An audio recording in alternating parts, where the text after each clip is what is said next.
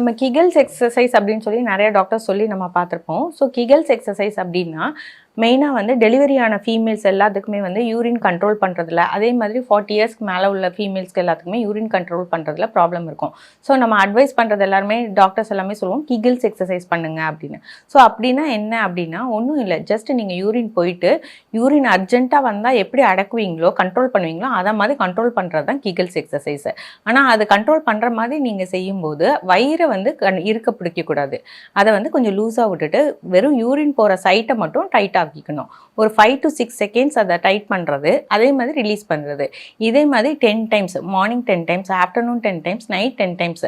Sitting போஸ்டரோ standing போஸ்டரோ இல்லை படுத்துட்டோ இந்த மாதிரி செய்யும்போது அந்த மசில் எல்லாம் நல்ல டென்ஸ்டாக ஆகிடும். ஸோ அந்த பட்சத்தில் உங்களுக்கு வந்து அந்த மசில்லாம் டைட் ஆகும்போது இந்த மாதிரி யூரின் நடக்கிறதுல இல்லை யூரின் வந்து லீக் ஆகுறது இந்த மாதிரி ப்ராப்ளம்ஸ்லாம் இருக்காது. ஓகே, ஒன்லி யூரின் லீக்கேஜுக்கு மட்டும்தான் நம்ம இந்த எக்ஸசைஸ் பண்ணுமா? அப்படிலாம் இல்லை. இது வந்து கான்ஸ்டிபேஷனை ப்ரிவென்ட் பண்ணும். கான்ஸ்டிபேஷன்னா மலச்சிக்கல் வராமல் இருக்கிறது, யூரின் போகும்போது பெயின் வந்தாலோ இல்லை யூரின் லீக் ஆகிற மாதிரி இருந்தாலோ பேக் பெயின் இருந்தாலோ இதெல்லாம் பண்ணும்போது இந்த மசில்ஸ் எல்லாம் ஸ்ட்ரென்த் ஆகும். ஸோ நம்மளுக்கு இந்த மாதிரி ப்ராப்ளம் இல்லாமல் இருக்கும். ஸோ கிகல்ஸ் எக்ஸசைஸ் ஆக்சுவலி வந்து ஃபீமேல்ஸ்க்கு வந்து ரொம்ப இம்பார்ட்டன்ட் எக்ஸசைஸ்.